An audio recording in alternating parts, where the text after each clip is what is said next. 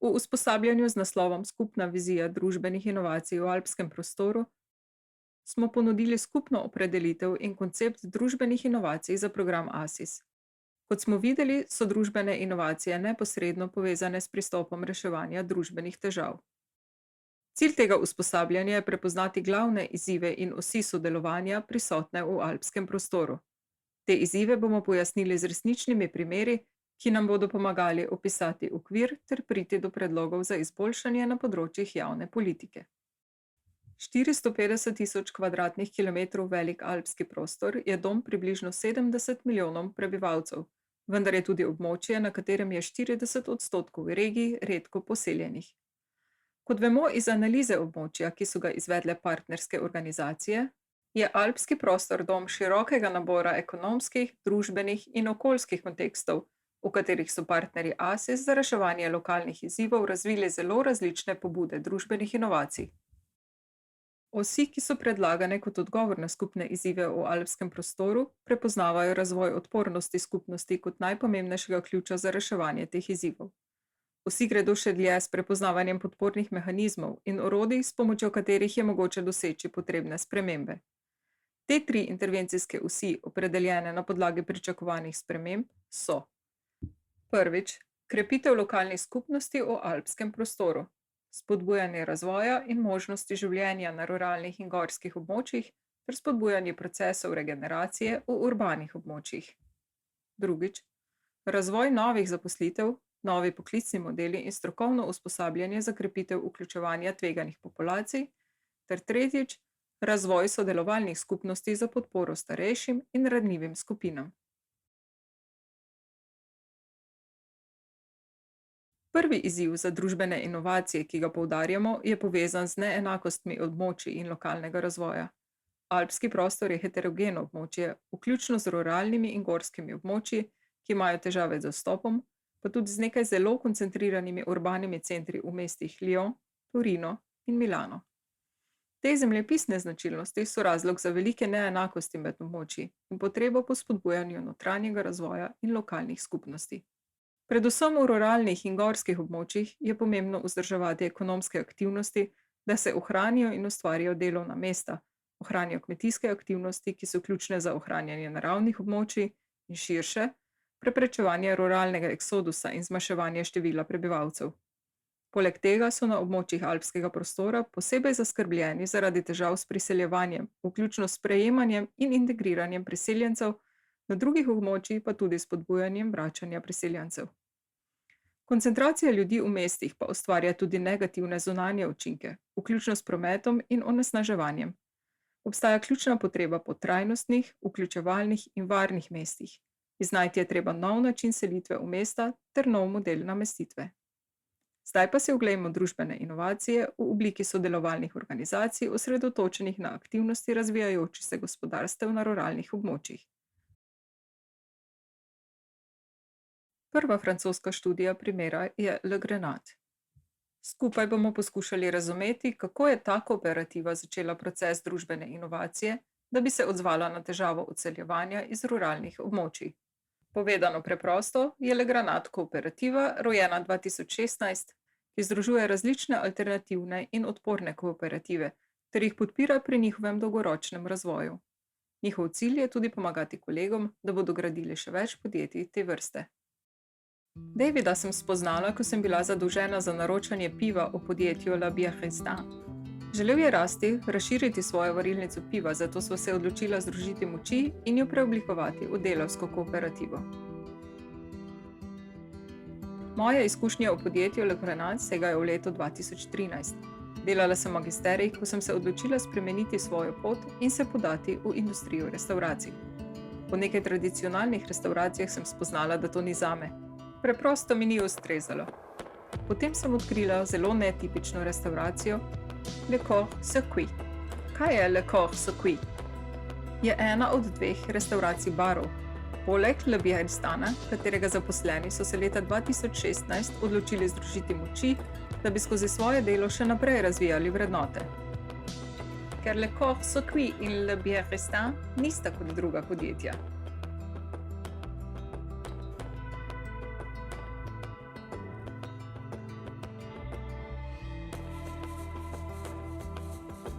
Dve podjetji v okviru Le Grenat si delita skupno vizijo poslovanja in želita prek svojih aktivnosti zgraditi ekološko in sodelovalno alternativo trenutnemu gospodarskemu sistemu.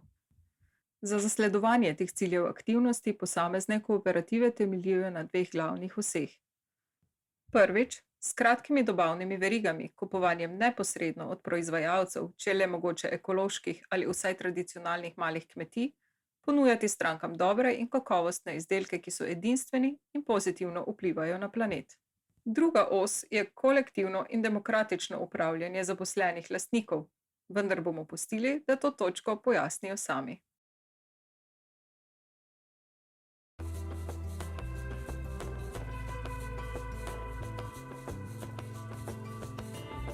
Druga stvar pri nas je, da ljudje ne poznajo samoupravljanja.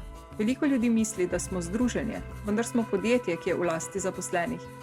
Po enem letu dela tukaj vsak zaposleni postane član kooperative. Vse naše odločitve so sprejete demokratično. Več ljudi, ki razmišljajo skupaj, je bolj ustvarjalnih. To nam denimo pomaga uskladiti interese podjetja z vsemi ekološkimi vprašanji, ki se pojavljajo danes.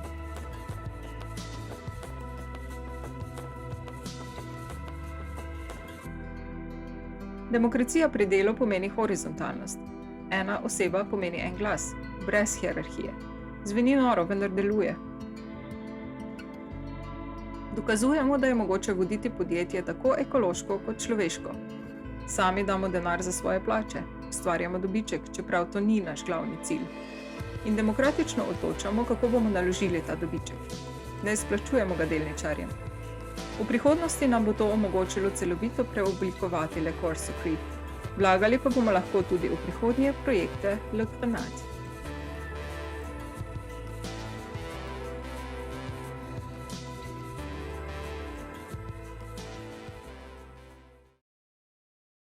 Nedavno si je inovacija Le Grenat zastavila nov cilj – delo v ruralnih območjih. Vsa stvar se je začela na urbanih in delo urbanih območjih. Zdaj pa želi skupina razširiti svoj doseg. V nekaj preteklih desetletjih smo bili priča izseljevanju iz ruralnih območij in težko je postajalo ohranjati gospodarsko aktivnost na območju, kjer sta tako ponudba kot povpraševanje redki. S pozornostjo, ki jo namenja težavam območij, Le Grenat načrtuje podporo tistim, ki želijo poslovati na teh izzivov polnih območjih. Za te projekte so jim najljubši modeli kolektivnega podjetništva, ki omogočajo, da zaposleni iz enega predhodno obstoječih podjetij Le Grenat postavijo svoj projekt v tesnem sodelovanju s prebivalcem zadevnega ruralnega območja. To pomaga zagotoviti, da bo prihodnja aktivnost zasidrana v skupnosti. Le Grenat so leta 2016 ustvarili zaposleni iz podjetij Le Corps Secret in Le Birestan, da bi naredili nekaj več in ne le skupaj vodili naše podjetje. Če ima kdo od nas novo zamisel, želi ustvariti novo delovno kooperativo, vsi združimo sile in poiščemo vire, ki so potrebni za ustanovitev tega novega podjetja.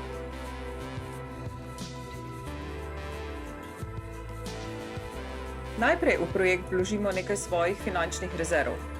Poleg tega je na voljo tudi dostop do vseh izkušenj naših podjetij, ki od leta 2007 delajo za trgovino Delotre Côte de la Rue in od leta 2010 za Le Corps Secret. To nam je pomagalo, denimo sestaviti poslovni načrt, pa tudi združiti omrežje obrtnikov in finančnih partnerjev. To je ideja za konceptom Le Grenat.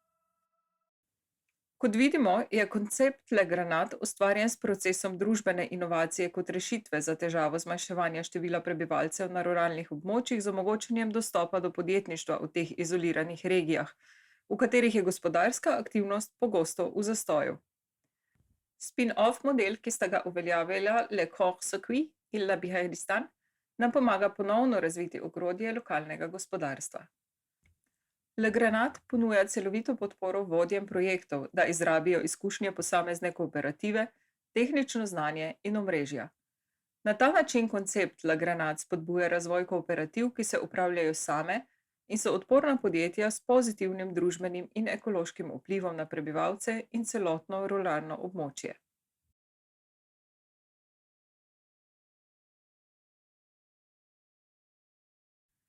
Drugi izziv, ki je obravnavan prek družbenih inovacij, je povezan s težavami z delom in zaposlovanjem.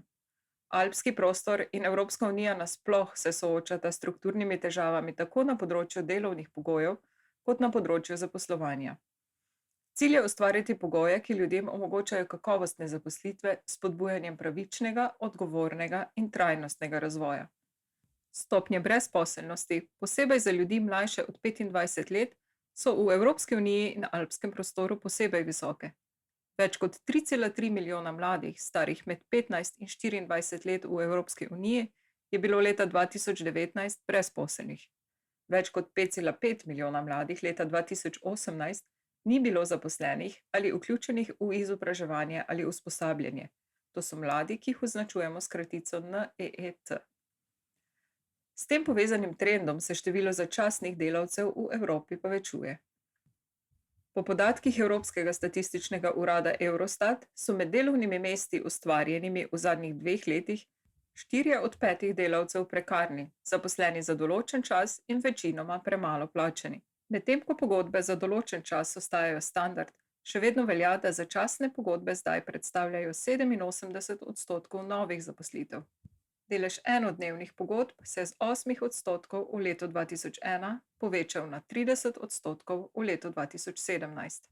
Zato kljub veliki stopnji brezposelnosti in visoki fleksibilnosti dela, podjetja, posebej majhna in srednje velika, težko najdejo specifične veščine in pogosto neuspešno iščejo nove zaposlene.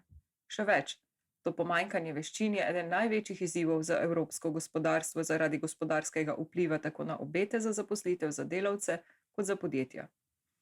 Podatki o evropskem kontekstu iz kazalnika napredka digitalne agende iz leta 2016 kažejo, da je skoraj 1 od 4 odraslih slabo usposobljen in ima samo najnižjo stopnjo matematičnih veščin.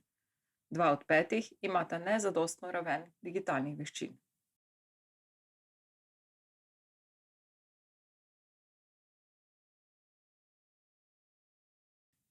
To je pokvarjena električna naprava.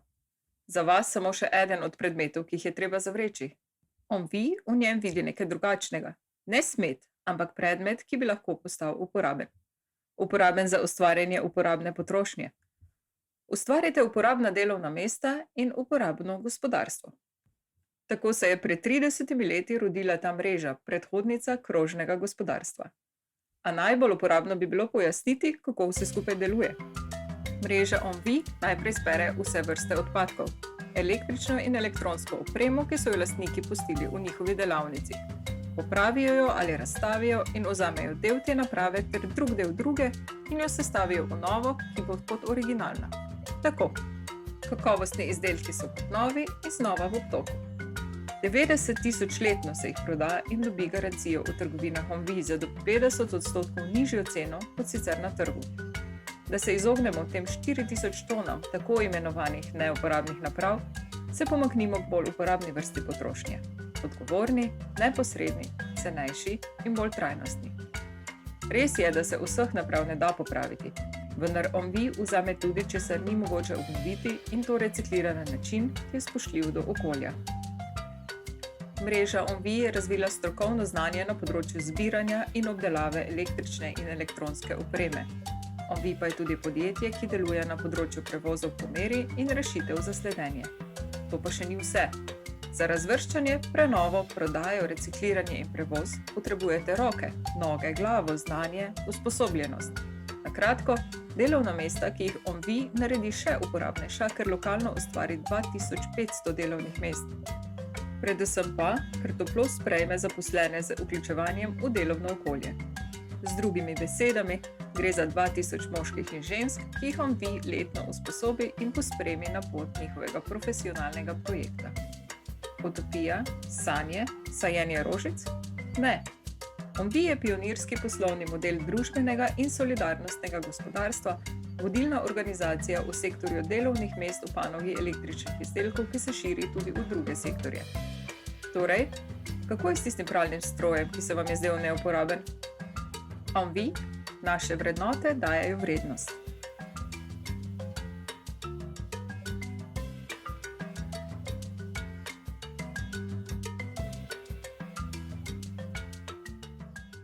To pomeni, da je OMV zelo zgodaj sprejel zamisel krožnega gospodarstva s popravili električnih odpadkov in recikliranjem starih izdelkov v nove. Ti se potem prodajajo v korist organizacije. Ta proces recikliranja poganja vključevanje v delovno okolje, saj združenje deluje na podlagi dela tistih ljudi, ki imajo težave z vključevanjem v trg delovne sile. OMV ne deluje samostojno, temveč v tesnem sodelovanju s številnimi deležniki, kot so agencije za zaposlovanje, podjetja in druga združenja.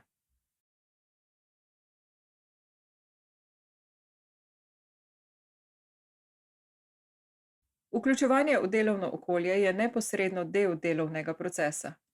Ljudje, ki nimajo veščin z področja elektronike, se bodo učili ob delu in dobili pomoč tutorjev. Srečanja s strokovnjaki pomagajo delavcem pri oblikovanju njihovih kariernih poti. Da bi jim pomagali uspeti, OMV uporablja posebej zasnovane postopke in orodja, ki rešujejo težave s pismenostjo.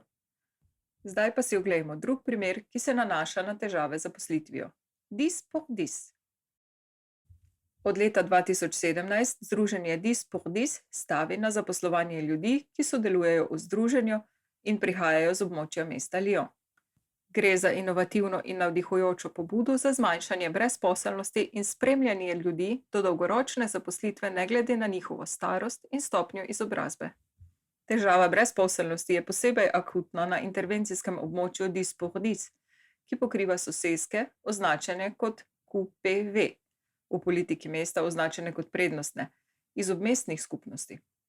Te tvegane soseske so dom krhkih in ranljivih populacij, ki se soočajo z revščino, prekarnostjo, težavami z zdravjem ali mobilnostjo, ali celo nedokončano šolo ali odklonskostjo pri mladih. Krhka so tudi združenja, ki jih podpira Dis pour dis. Zaradi upada subvencij morajo najti nove načine za razvoj. Medtem ko je stopnja brezposelnosti visoka, imajo lokalna podjetja še vedno težave pri zaposlovanju in ohranjanju zaposlenih. Dis pour dis ponuja po meri prilagojen in inovativen podporni sistem, ki pomaga tistim, ki so predani sodelovalnemu podjetništvu v Lyonu, pridobiti dostop do stabilne zaposlitve. Ta lokalna pobuda območju ponuja številne prednosti.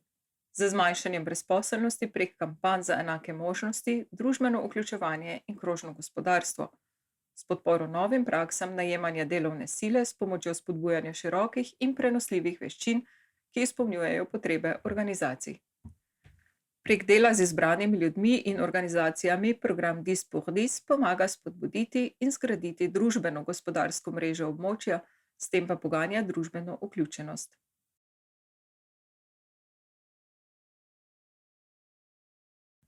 Ponujajo podporni program po meri, ki temelji na partnerstvu ter je osredotočen na ključni dejavnik družbene vključenosti, predanost ljudi in podjetij lokalni civilni družbi prek povezovanja.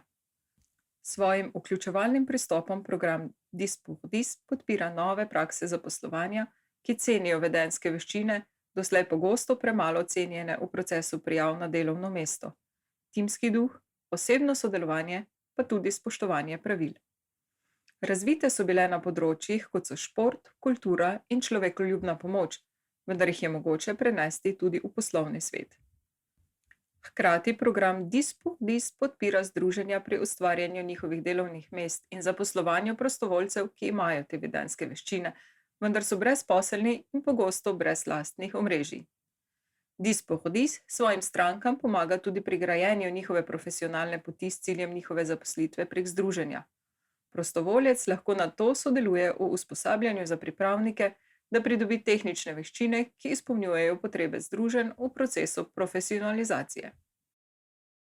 Prek teh pobud program Dis pour dis kaže na pomen prostovoljstva za iskanje dela z osredotočanjem na dodajanje vrednosti, ki jo prinaša pridružitev združenju.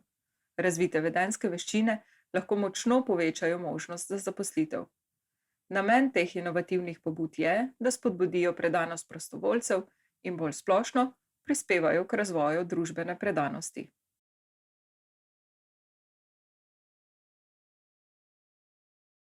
Pristop programa Dis pour dis in njegovih partnerjev lahko opišemo kot etičen in vključevalen, ker krepi dostop do dolgoročnega zaposlovanja tako za ljudi, kot za organizacije s prilagajanjem posameznim situacijam, osebam in partnerjem, ki jih podpirajo. Pobliže si oglejmo posamezne faze procesa. Inclusion phase.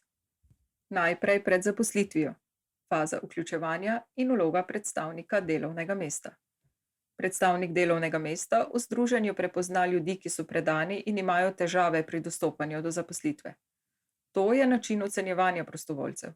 Ko jih prepozna in spremlja, uporabniki začnejo s delom, bodisi neposredno z usposabljanjem znotraj podjetja ali z udeležbo v z delom povezanem usposabljanju s profesionalno organizacijo za usposabljanje. Če gre za združenje, bo program Dis nato to spremljal tudi pri ustvarjanju tega delovnega mesta, ki je mimogrede za organizacijo pogosto prvo. Constructive support. Med zaposlitvijo. Profesionalna faza vključevanja z ambasadorjem za vključevanje in službo za stranke. Na drugi strani verige program Dis v podjetju zagotovi ambasadorja za vključevanje, kar zmanjša tveganje za neuspeh pri vključevanju zaradi skrbnega upravljanja. Ta pristop je zasnovan za krepitev sposobnosti podjetja za zaposlovanje, da igra svojo vlogo na trgu delovne sile in upravlja svoj odnos z ljudmi, ki jih zaposluje ali želi zaposliti v smislu plače, spoštovanja in osebnega razvoja. Professional integration. Končno program Dis poskrbi za zadnjo fazo spremljanja, da zagotovi stabilnost človekove zaposlitve. Služba za stranke, ki v letu po novi zaposlitvi 2-krat ali 3-krat obišče podjetje. S tem tako gostiteljskemu podjetju kot zaposlenemu zagotovi spodbudo za dolgoročno vključenost. Vmes je na voljo konstruktivna podpora, ki je glavni steber podpornega programa. V tej fazi Dis dela na profesionalnem projektu zaposlenega posameznika s specializiranimi orodji, kot je obraten življenjepis. Pomaga predstaviti vrednost strankinih vedenjskih veščin ob upoštevanju njene predanosti ter s tem tlakovati pot do dostopnosti in zaposljivosti. Hkrati program Dis deluje na področju prenosljivih veščin s prepoznavanjem obetov za delovna mesta in sektorske priložnosti z uporabo portfelja veščin. Z njim se širi polje priložnosti za zaposlitev, za katere se lahko prijavijo kandidati, podjetjem pa daje možnost, da spoznajo profile novih kandidatov. Tukaj lahko vsak posameznik pridobi veščine in najde lastno pot ter zgradi lastno kariero. Slednji je ključni izziv, saj se skupna strategija družbenih inovacij osredotoča na starejše in ranljive skupine ter izgradnjo sistema socialne oskrbe. Evropsko prebivalstvo, še posebej tisto v alpskem prostoru, se stara. Glede na podatke Eurostata za leto 2017 se relativno število upokojencev povečuje, odstotek ljudi, ki so v 28 državah Evropske unije delovno aktivni, pa se zmanjšuje. Ta demografski premik bo povzročil večje potrebe po pomoči in oskrbi, vedno višje stopnje revščine in večje težave na strani javnih uslužbencev, ki zagotavljajo storitve, tudi osnovne.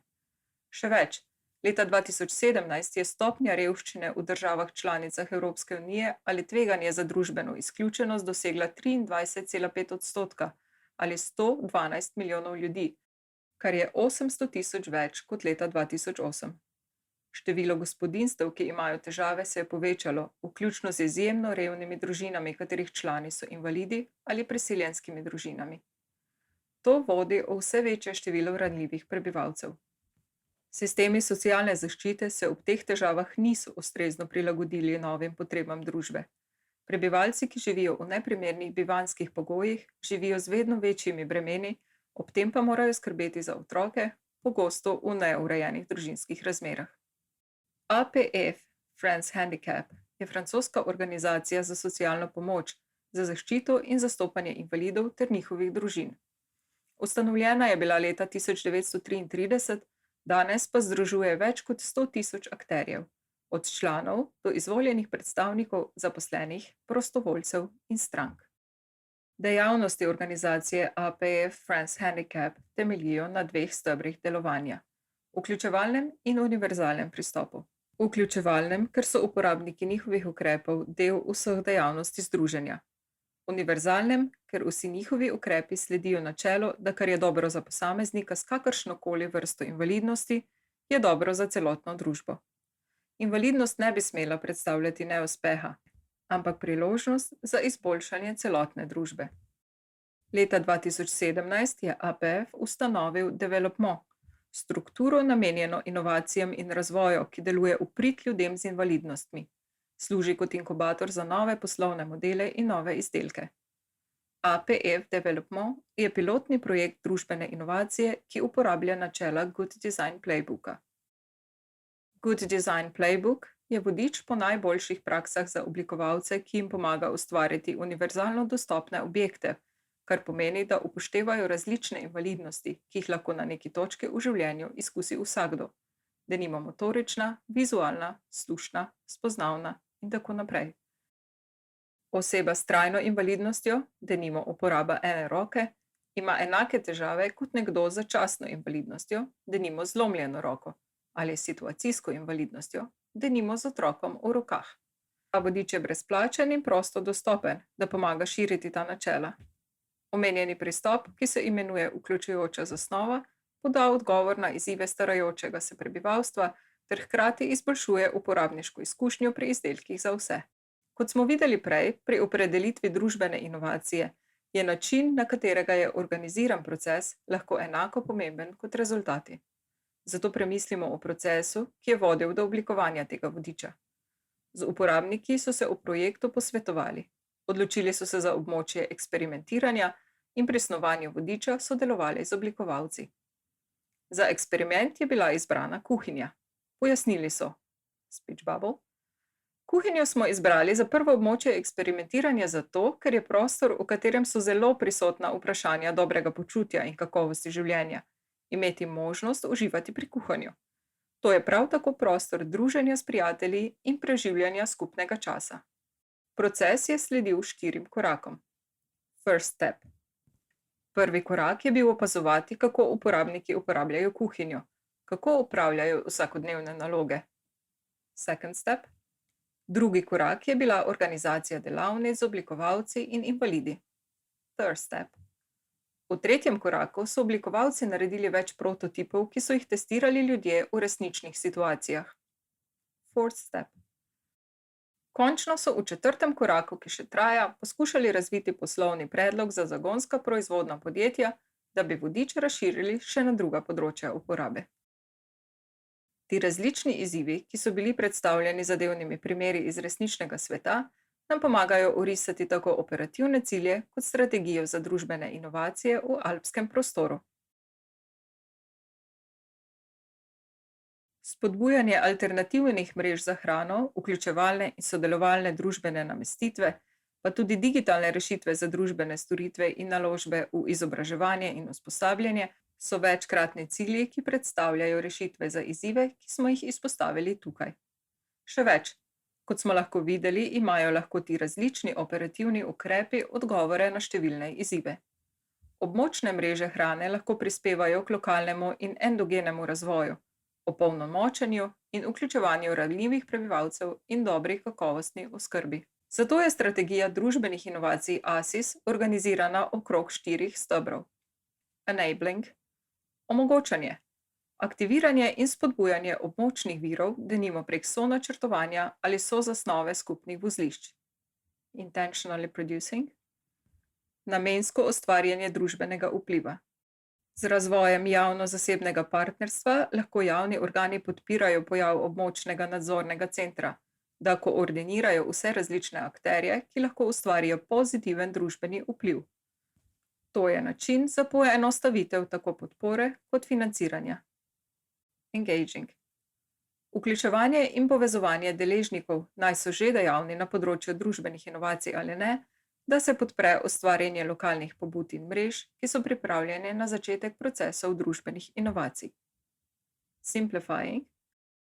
Poenostavljanje financiranja in vlaganje v vodenje s spodbujanjem sistemskih družbenih inovacij, denimo prek fleksibilno prerazporejenih proračunov, ki služijo kot orodje za spodbujanje sposobnosti za inovacije. Dovoljeni morata biti večja fleksibilnost in sodelovanje pri vodenju. Zdaj, ko poznate osnove družbenih inovacij, kliknite spodnjo povezavo, če si želite izvedeti več o pobudah, o katerih smo pravkar govorili, in njihovih procesih družbenih inovacij. Če želite preizkusiti svoje znanje, rešite kviz o družbenih inovacijah, ki smo ga pripravili za vas. Zahvaljujemo se vam, da ste se nam pridružili na tem usposabljanju.